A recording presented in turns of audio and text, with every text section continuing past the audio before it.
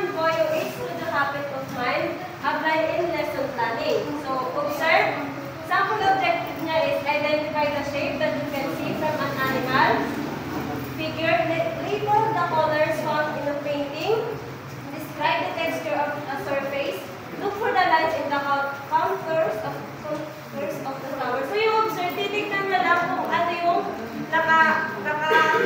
yung artwork ng isang artist.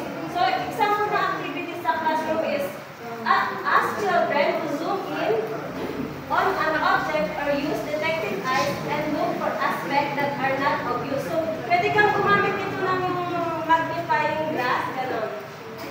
Encourage curiosity among students by entertaining interesting questions. So, magtatanong ka about sa kung ano yung artwork ng isang bata. And then, play games that encourage observation. Pwede ditong magpaunahan sila kung ano mo observe nila doon sa artwork.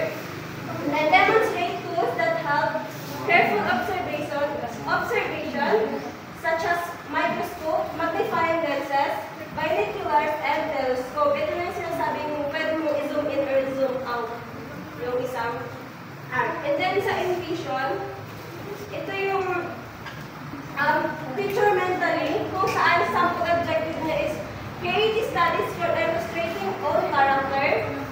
Mag-i-imagine siya kung ano yung gusto niyang character na i-draw niya. And then imagine how materials can be assembled together to form a figure.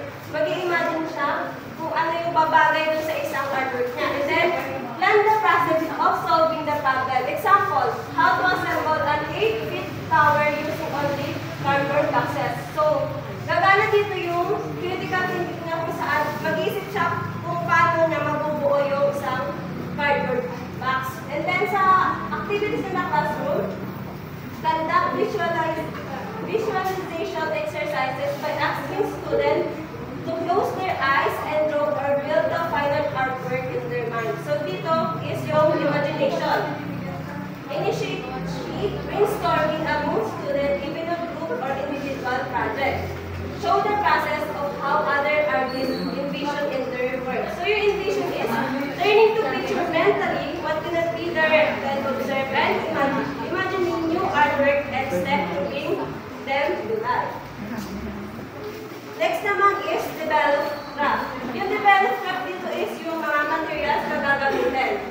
So, objectives ang pag-objective, draw a figure with resemble from the reference, create a landscape painting using different watercolor techniques, use the different method in printmaking and designing textiles. So, gagamit siya ng iba't ibang materials. Tools, ganun, and yung artistic convention. And then yung artwork in the, example ng artwork in the classroom, demonstrate ways on how to use tools and materials. Allow students to share new techniques they discover. And then show how artists show techniques such as dry brush or wet-on-wet watercolors. Practice by repeating skills for mastery. Ito, gagamit siya ng iba't ibang kung paano gagamitin ng tama isang materials or tools sa pag-draw. And then next is express. Express is yung pag-i-express mo ng feelings mo, yung pag-convey ng personal meaning ng isang artwork. So, objectives, write an artist statement explaining why you choose the theme and the relationship among the elements. So, ipapa-explain mo sa estudyante mo, sa bata, kung bakit niya dinawin yung isang artwork. And then, choose your favorite item or theme in creating a collage. Incorporate personal symbolism in your artwork. And then next, yung sample artwork in the classroom is ask students to title each other's work to interpret what it means for them. So ito yung mag-collaboration.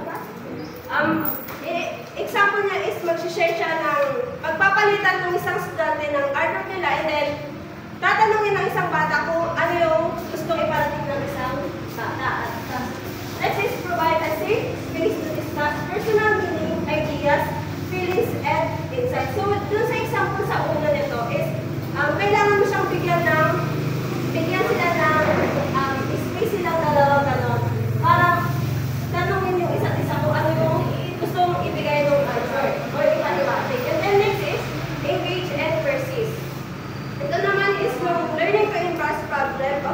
materials and finding personal meaningful project and sticking to them. So example objective is work on a project with a group and complete it in the target time.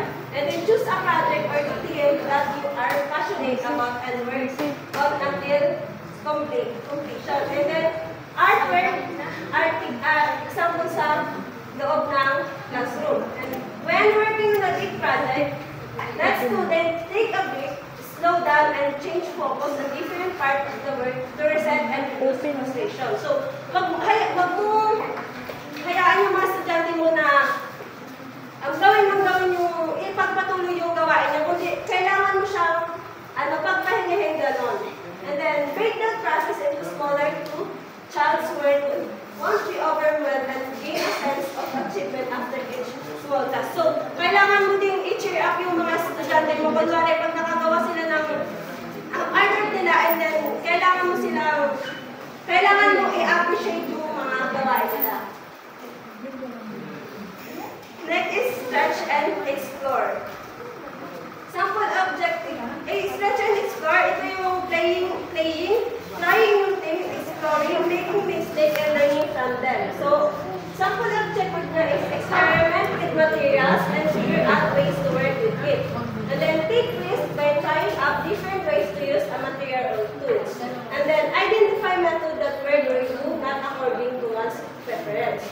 So, sample artwork na is provide an opportunity for students to explore the materials without set them. Teams are expected up before proceeding with the actual activity. So, kailangan mong ipa-explore yung mga gagamitin mo, yung mga tools na gagamitin mo sa bata. And then, kailangan mo din silang i-guide. Next is reflect. Talking about student work and working process. Sample objective, explain how this painting affected your thought and feelings.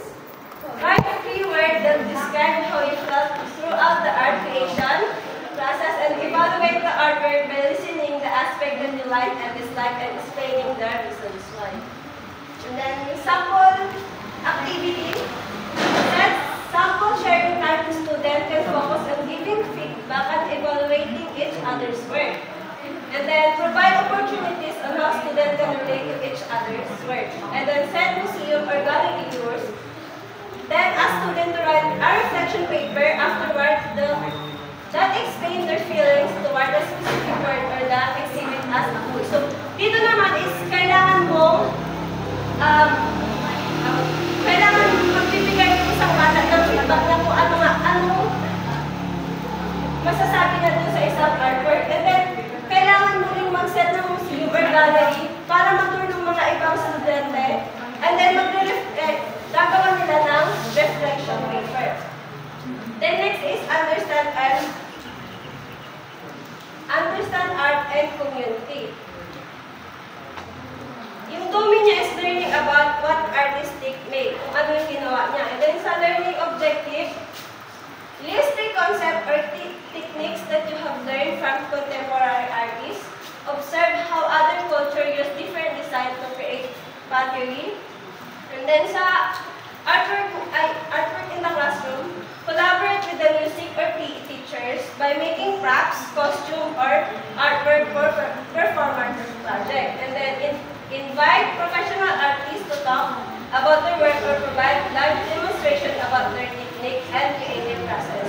So dito naman is kailangan mo na mag-collaborate sa music or PE teacher para gawin din yung idea ng isang bata. Next is yung the psychomotor domain. So alam naman natin meron 3 domain.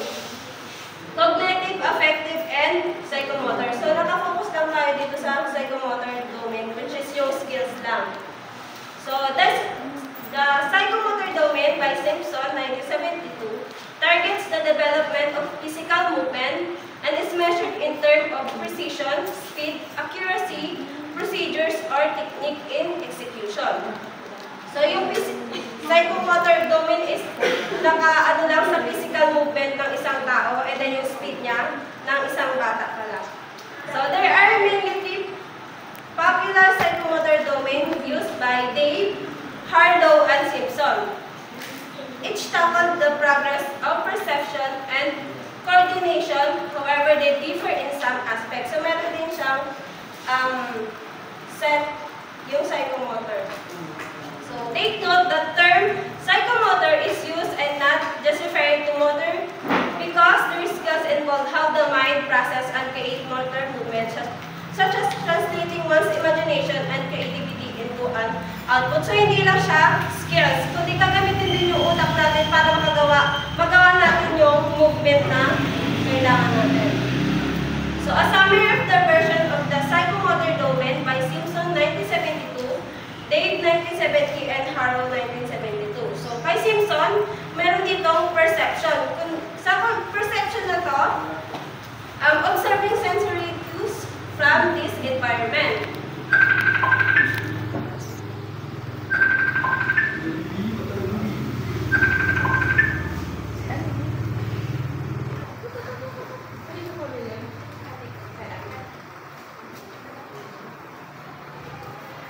Next is set.